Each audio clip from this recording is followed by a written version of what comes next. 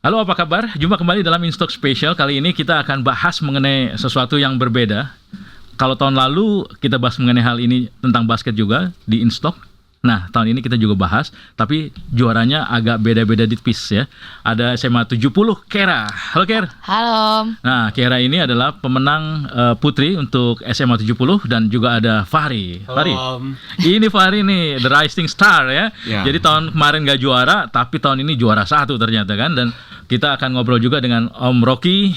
Om Rocky, apa kabar Om? Apa kabar? Sehat. Ini Om Rocky ini yang kita tunggu-tunggu, Senior Manager Corporate Communication DBL. Gimana Om? Kemarin itu final luar biasa ya. Kalau kita lihat dari untuk ngeraih generasi Y dan Z luar biasa di bola basket, dunia bola basket di Indonesia, khususnya di Jakarta ini ya.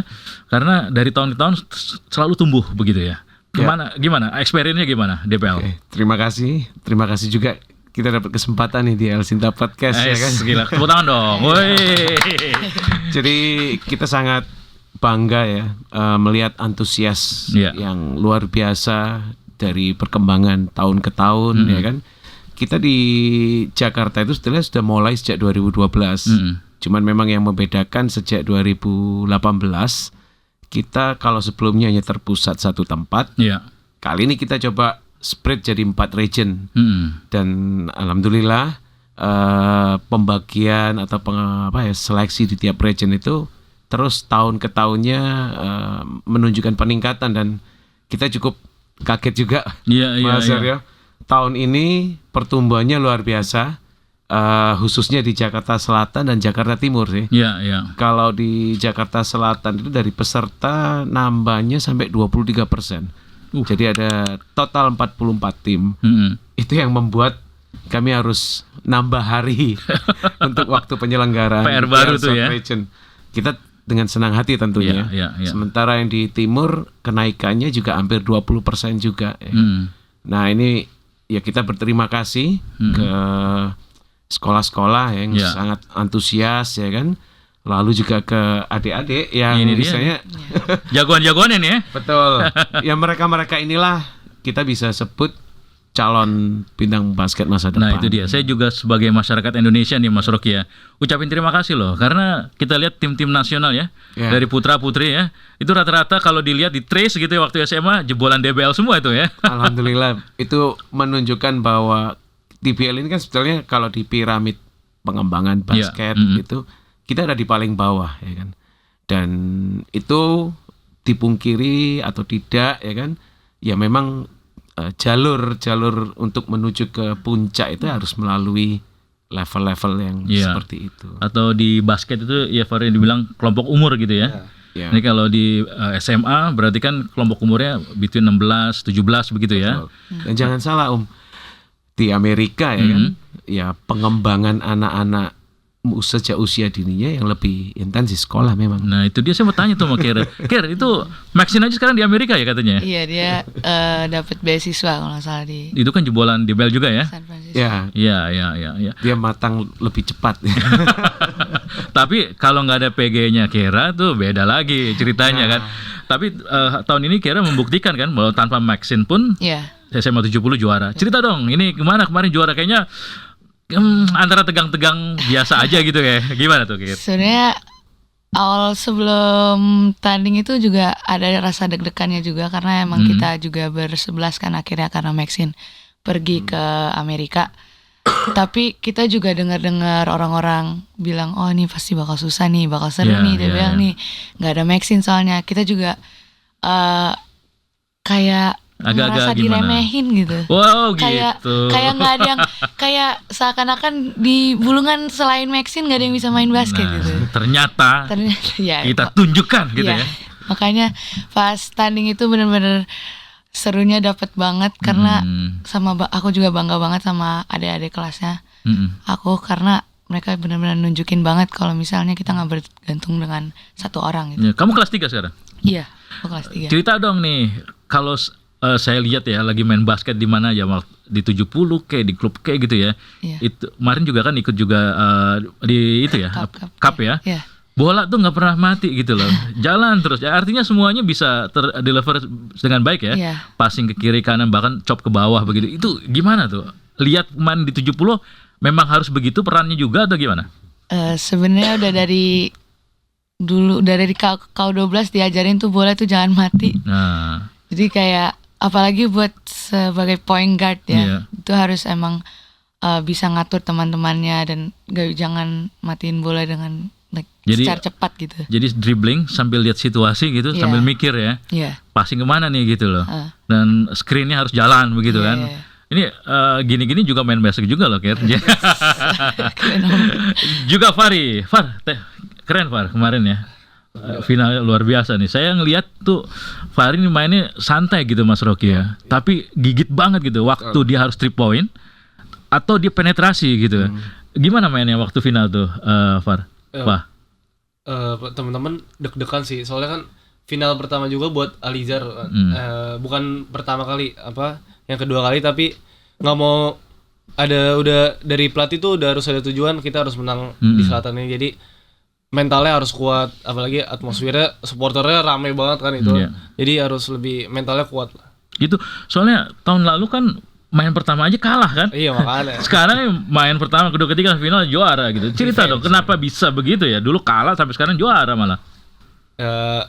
Tentu latihannya porsinya kayak lebih banyak, lebih chemistry-nya harus lebih dapat lah, jadi semangat juangnya harus bagus, jadi kayak netepin tujuan ya, kita harus bisa juara tahun ini, nggak mengulang sejarah kayak tahun lalu game pertama langsung kalah. Iya. Dan Tribunnya ngecun banget gitu kan. Kita nunggu-nunggu kalau Fari di mana nih? Oh, kok diem aja di pojok. Oh, di guard diem aja. Tiba-tiba passing bola shoot masuk gitu kan. Kayaknya tuh luar biasa. Kayak sekarang ini eranya gitu ya.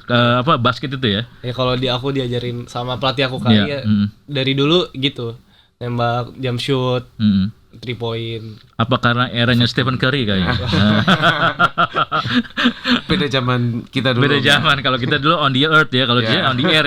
Oh kebalik ya, dulu on the air, sekarang sekarang di tanah semua ya gitu. Jordan banget dulu. Tapi anak-anak seperti ini, Mas Rocky kira-kira bakal punya potensi yang lebih tinggi lagi nggak kalau dari pengalaman Mas Rocky di DBL? Ya, jadi sebetulnya DBL itu panggung. Ya. Kita nyiapin panggung aja ya.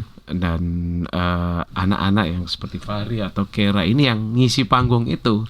Dan keputusan bahwa kalau dia akan menjadi superstar di panggung itu ya dari masing-masing tentunya ya kan. Karena gini, mereka itu kan anak-anak SMA lah, bukan hanya di Jakarta. Ya, seri-seri yang dilakukan oleh DBL gitu kan, untuk bisa tampil di DBL kan kayak mimpi begitu ya. Betul. Nah, apakah ini treatment dari DBL sendiri menciptakan ambience seperti itu sehingga kayak Fahri, Kera, dia latihannya harus extraordinary begitu? Ya, jadi sejak awal kami menggelar DBL ini, tepatnya 2004 ya kan. 2004 per 2008 kita baru expand ke provinsi-provinsi lain sampai sekarang 30 kota, 22 provinsi, Aceh ke Papua. Nah, sejak awal yang kita tumbuhkan itu adalah, ini jadi tagline pertama kita waktu itu, Pride buat siapa? Yang paling utama ya buat mereka, pemain. Lalu Pride ini bisa ditarik lagi untuk keluarga, untuk sekolah, untuk kota kah, atau sampai tingkat provinsi dan Indian Indonesia ya.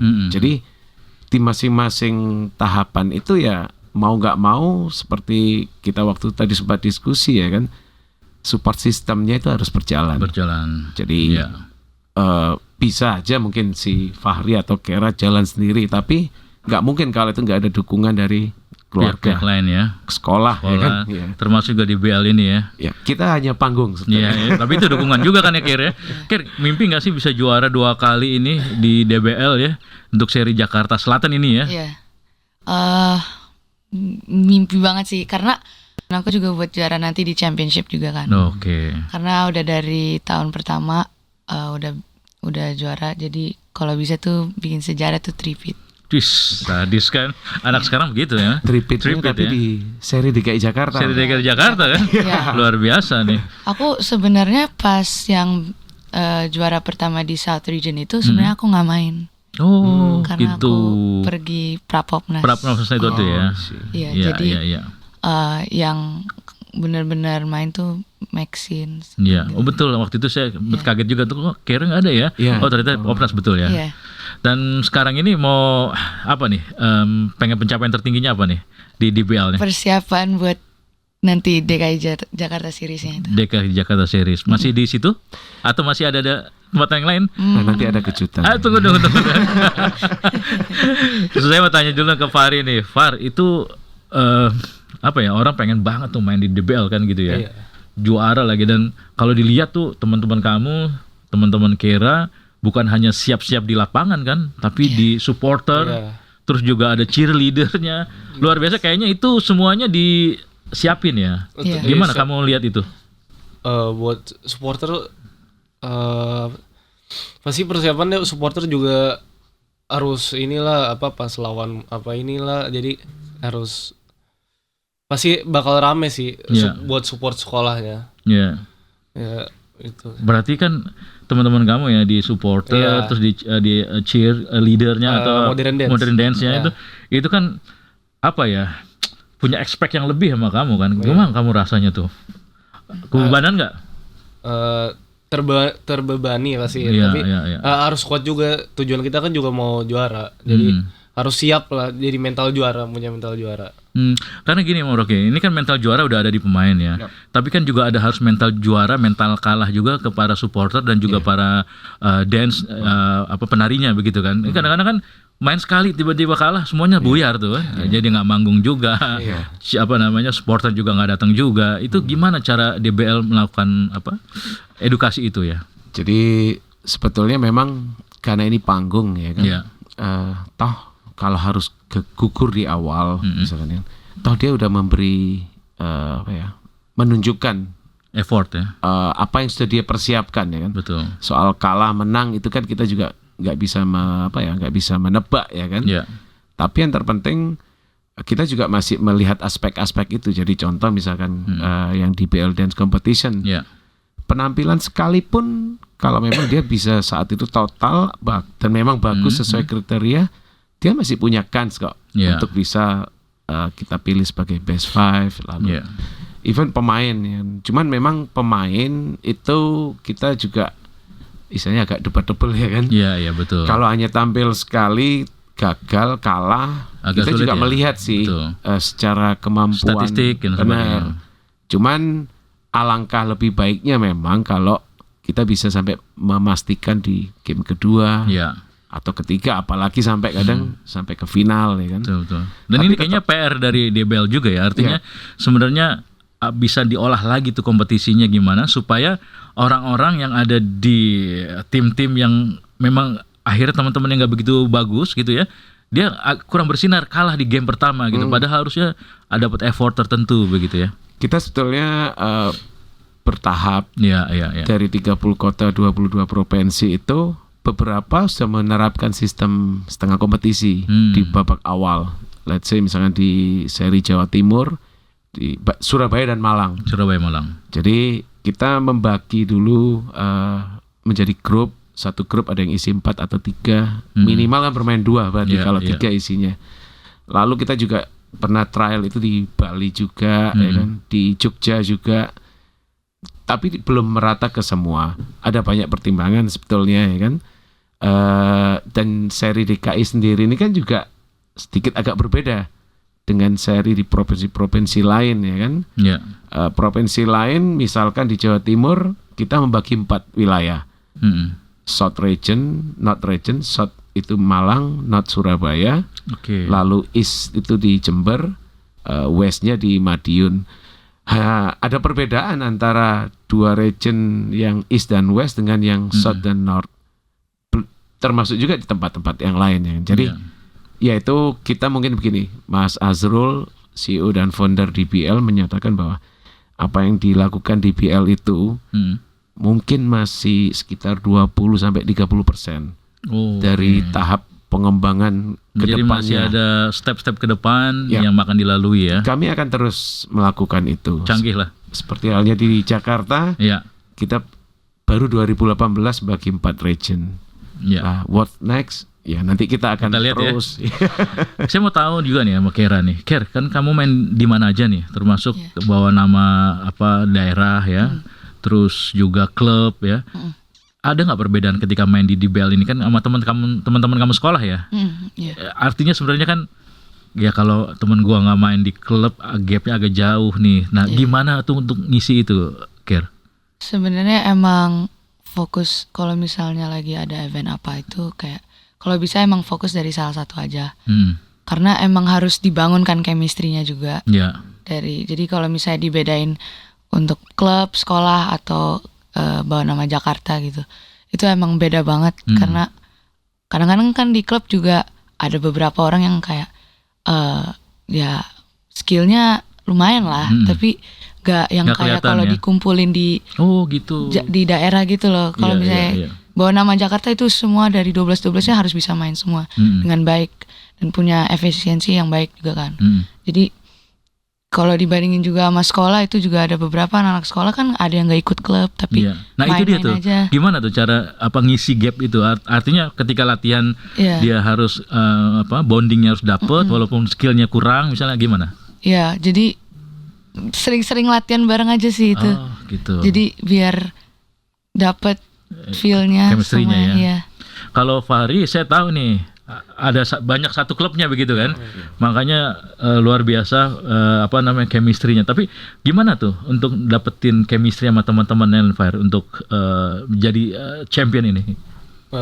Pasti latihan lebih banyak bareng. Terus abis latihan tuh biasanya kita kayak makan bareng kemana gitu. Jadi setelah latihan pasti ngumpul lah, bonding lah. Jadi chemistry-nya lebih dapet. Iya. Tapi memang ya nggak ditampik bahwa skillnya memang berbeda-beda ya di sekolah ya.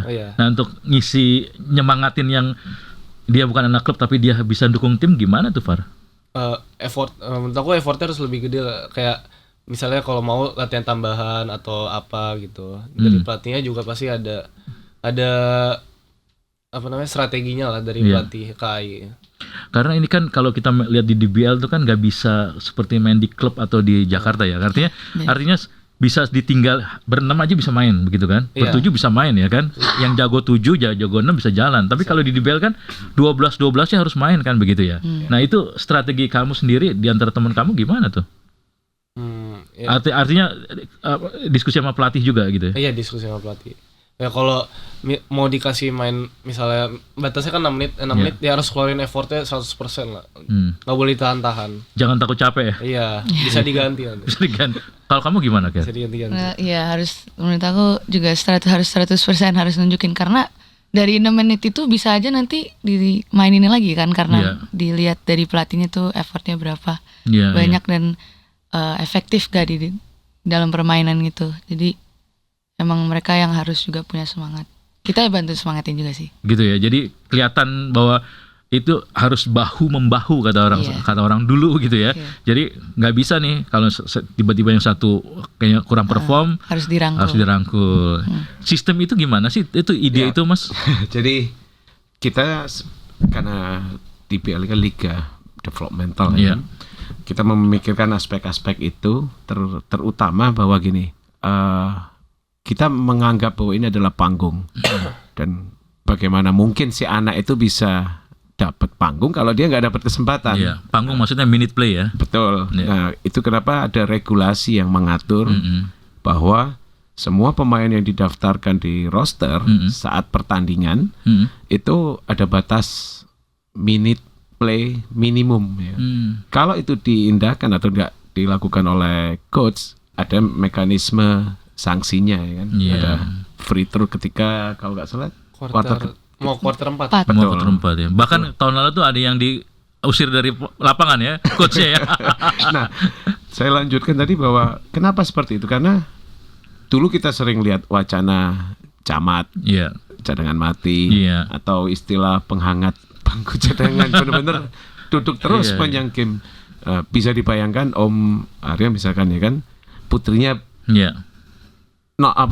main nih rencananya kan, sekeluarga nonton misalkan ya kan, tiba-tiba saat di pertandingan sama sekali gak dimainkan. Nah kita juga memperhatikan aspek mental dan psikologis yang didapatkan dari itu. Itu kenapa muncullah regulasi itu, dan ini juga bikin hal yang menarik. Bagaimana coach dari masing-masing tim itu ya harus memikirkan. Karena saya lihat begini Mas Rocky ya. ketika saya juga melihat para pemain anak-anak yang U16, 17 gitu ya, yang tadinya memang di klub masih biasa-biasa aja, ketika main sama Kera itu jadi dia step up-nya luar biasa gitu. Main sama Fahri step-nya luar biasa. Artinya sebenarnya butuh sesuatu yang dibilang itu ya Mas ya.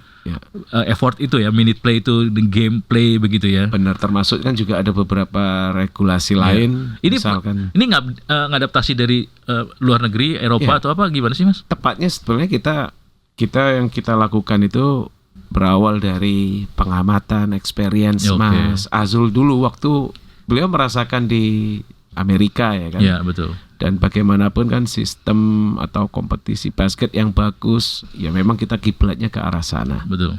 Even termasuk kan ada juga respect the game. Ya, respect betul. Ketika sudah ada tim yang terlalu jauh itu dilarang dia melakukan full court press ya kan. Betul.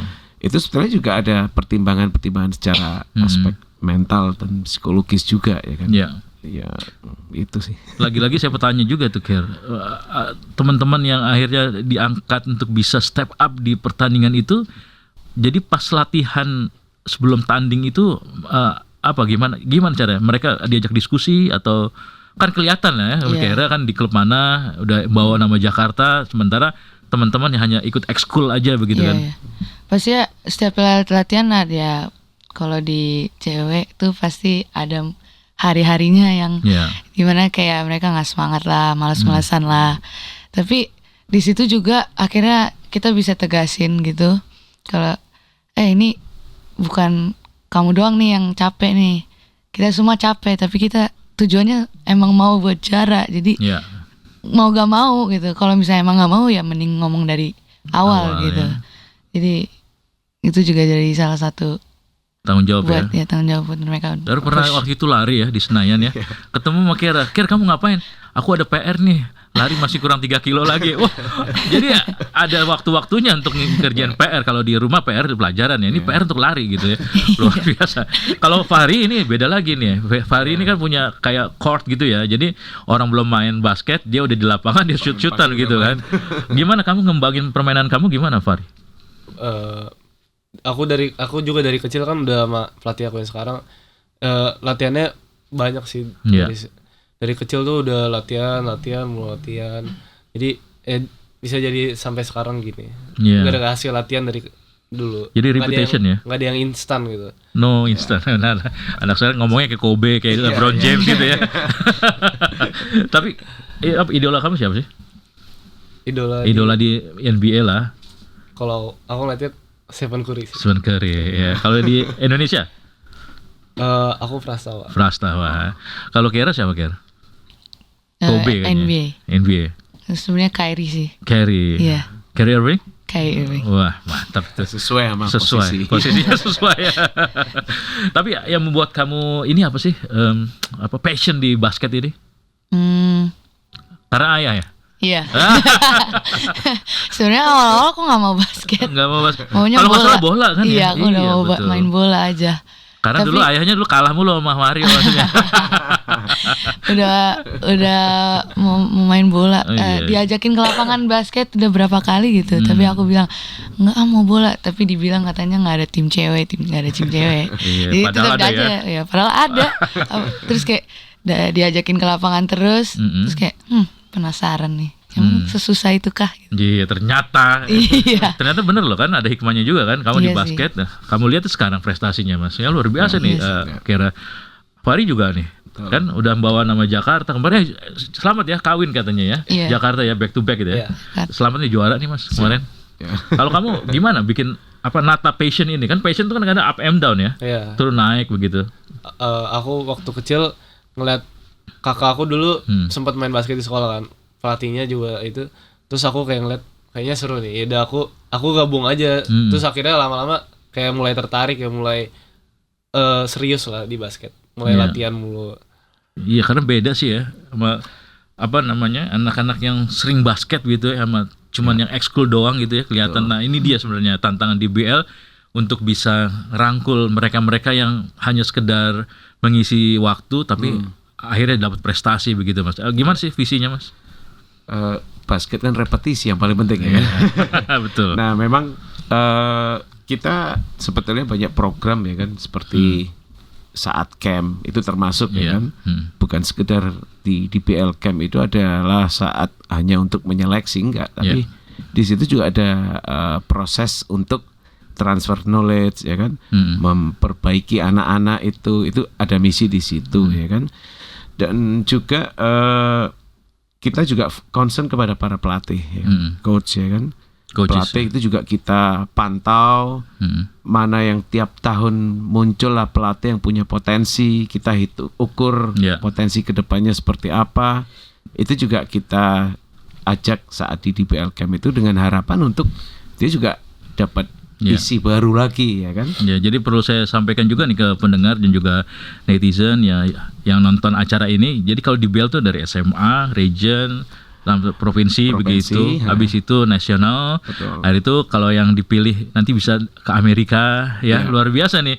Dan itu menjadi impian anak-anak semua ya di Indonesia begitu. Gitu nggak, Kir? Impian nggak ya? Ya bisa jadi salah satu sih. Pengennya ketemu nanti ke Amerika lagi, ketemu sama ini ya pemain-pemain NBA dong ya yang lebih. Kalau nggak salah tahun lalu ketemu sama siapa? Tahun lalu dari 70 ada 2 orang kan? Ada 2 orang ya? Iya, si Sarafina sama Maxine ya. Ketemu sama siapa waktu itu? Tahun lalu kita kebetulan memang nggak semucur kebetulan waktu saya berangkat 2021. Bukan, tahun lalu itu kita baru pertama kali di Chicago. Oh, Chicago. Ya, cuman yang lebih baik lagi untuk yang di Chicago kemarin adalah anak-anak itu ikut turnamen under NCAA license. Dan di situ ada banyak talent scout. Itu yang membuat ada 5 anak sebetulnya yang masuk dalam radar dan dapat tawaran beasiswa juga. Tadi Maxine sebetulnya juga masuk, cuman dia kan statusnya masih kelas 2 waktu itu kelas 1. Kelas 1 ya, betul. Sementara yang dicari oleh talent dari beberapa perguruan tinggi di NCAA itu mereka yang sudah kelas 3. Ini jangan-jangan nanti kalau Fahri di sana nggak pulang lagi nih kan? Iya Fahri, pilih di Amerika kayaknya. Betah di sana. Betah ya. Karena memang itu ya. Gimana kamu lihat Amerika sebagai sebuah negara bola basket? Impian juga ya? Iya, permainannya udah lebih di atas lah. Iya. Lebih tingginya juga. Iya. Ya, intensitas, teknik ya semuanya. Dan kalau lihat dari latihan mereka juga kan ya berbeda banget ya. Gila-gilaan. Gila kayak misalnya siapa? Trae Young. Saya lihat di YouTube itu 1 jam dia shoot. 1 jam nggak berhenti gitu kan. Dan itu rata-rata masuk sampai average 90%. Itu latihan kayak begitu. Ada cerita menarik sebetulnya Mas Aryo. Waktu 2022 kita waktu itu teman-teman All Star kan ke LA. Nah, kita waktu itu menjelang sesi latihan dengan Phil Handy. Oh, Phil Handy betul ya. Pelatih Lakers ya kan. Betul. Plus bonusnya waktu ada Derek Fisher ya kan. Iya, ada Derek Fisher tuh ya. Nah, saat kita nunggu jam untuk latihan ya kan ada 8 lapangan ya. Betul. Di ujung itu teman-teman pada teriak-teriak, itu kayak KD tuh. Itu kayak KD ya kan. Oh iya. Kevin Durant ya. Ternyata memang benar. Dia lagi latihan. Dan itu adalah momen ketika summer ya kan. Break, NBA lagi break. Harusnya dia mungkin nikmati untuk untuk berlibur ya kan. Karena di sehari sebelumnya waktu kita ke Disneyland kita ketemu keluarga besarnya Holiday itu. Oh iya. Beradik kakak ya kan, semua lagi liburan. Sementara yang kita lihat seorang KD latihan. Jadi waktu itu bonusnya teman-teman sih ngelihat dan juga dapat pelajaran penting. Seorang superstar pun waktu liburnya dipakai untuk latihan. Betul. Pantesan di Fahri ini disuruh ibunya liburan, maunya di lapangan basket nih. Liburan, Far. Wah, kamu gimana? Kalau kamu gimana? Latihan terus gitu juga? Itu kalau misalnya udah kelamaan gak sih? Kayak aku juga sebenarnya. Tapi iya tuh benar. Parahnya tuh aku kalau misalnya libur, kalau bisa tuh jalan-jalan sama temen dulu. Udah mau berapa banyak gitu, kalau bisa jalan-jalan sama temen dulu. Tapi habis itu diingetin lagi sih sama papa kayak, ayo latihan, udah 2 minggu belum. Betul. Udah 3 hari nih belum megang bola gitu lah. Gitu ya, kamu juga gitu Far. Jadi kalau nggak salah kan kayak Fahri, Kera nih kan, kalau nggak latihan sekolah, latihan klub. Kalau nggak latihan klub, latihan DKI, ya kan? Iya. Waktunya basket ke basket, bahkan seminggu bisa 6 kali, 7 kali latihan begitu. Bahkan yang pagi sama sore begitu. Gimana ngisi nggak bosannya itu gitu, ngisi kebosanan itu? Pernah bosan gak sih? Pasti pernah sih kalau ada ini. Tapi aku kadang-kadang kalau lama liburan malah kayak aneh, bosen juga jadi jadi diisi sama latihan basket. Iya. Yang ada waktu itu saya lihat dia liburan yang waktu di Jogja ke pantai sama satu tim gitu ya, main lucu-lucuan gitu. Tapi emang itu cara ngisi itu ya, killing time supaya nggak bosen gitu ya. Biar nggak capek. Jadi istirahat lah sebentar sebelum tanding lagi. Kalau Kera gimana? Ganti cabang olahraga biar nggak capek. Kalau di sekolah kan jadi lebih seru gitu loh kalau main basketnya kan, karena ya pada ceng-cengin lah, terus kayak ngata-ngatain lah kalau nggak bisa. Jadi refreshingnya juga bisa dari situ juga. Iya.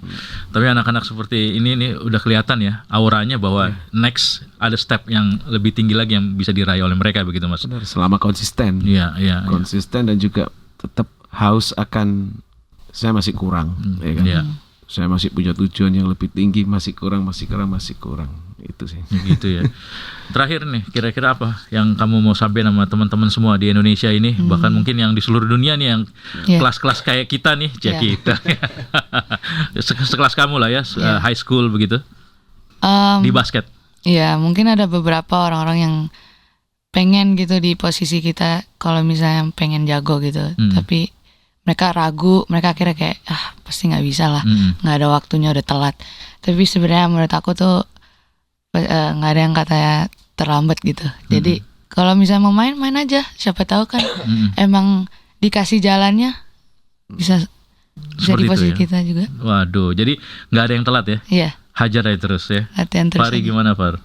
Kalau aku ya kalau mau jago ya pasti harus ada pengorbanannya lebih banyak dari waktu, uang atau apa. Jadi pasti ada prosesnya. Jangan mikir jago tuh bisa instan. Jadi harus ada proses, ada pengorbanannya lah jadinya. Begitu, nggak ada makan siang yang gratis ya.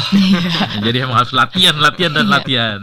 Tinggal PR-nya Mas Rocky nih. Jangan anak-anak jangan sampai sini aja dong Mas. Benar. Kasih final yang di tempat-tempat yang oke lah gitu loh. Di Indonesia Arena lah misalnya kayak gitu kan. Gimana nih DPL nih terakhir nih Mas? Yang jelas sih dalam waktu dekat ini ya kan. Waktu dekat ini di akhir pekan ini kita ada di Campville. Jadi nanti semua Fahri, Kera dan semua tim 8 tim putra putri yang lolos Championship Series tiap region itu kita akan present. Kita akan undang keluarga juga. Ya kan? Lalu kita podcast Elsinta diundang juga dong. Loh, pasti. Di situ kita akan lakukan drawing. Nah, ada mungkin sedikit bocoran ya kan. Sedikit bocorannya itu adalah saat di Championship Series nanti mungkin sistemnya agak sedikit berubah. Nah, saya nggak mau detailkan dulu. Nanti akan diinfo. Bikin penasaran. Sistemnya berubah dibandingkan tahun lalu. Dan juga mungkin nanti akan ada sesuatu yang besar kita akan sampaikan. Tapi mohon maaf, belum bisa saya sampaikan sekarang. Di episode berikutnya nanti disampaikan di podcast Elsinta lah ya. Boleh. Pasti seru ya. Pasti ya luar biasa lah ya kan. Iya. Oke, kalau gitu Mas Rocky, terima kasih loh. Bisa mampir ke podcast Elsinta di InStock, apa kata mereka. Kira semangat terus ya. Thank you Om. Ini jadi banyak orang idola nih ya, idola sekarang ya. Dan juga Fahri nih. Hati-hati Far, kamu kan udah keren gitu kan. Pasti itunya banyak juga tuh. Fansnya maksudnya ya. Bonus ya. Kalau gitu terima kasih teman-teman dan juga netizen di Indonesia dan juga di Elsinta. Sampai di sini podcast Elsinta dalam InStock, apa kata mereka. Mudah-mudahan menginspirasi kita semua untuk bisa lebih tinggi lagi standarnya ya di apapun. Baik, terima kasih, sampai jumpa dan selamat siang dan selamat sore semuanya. Everybody, thank you.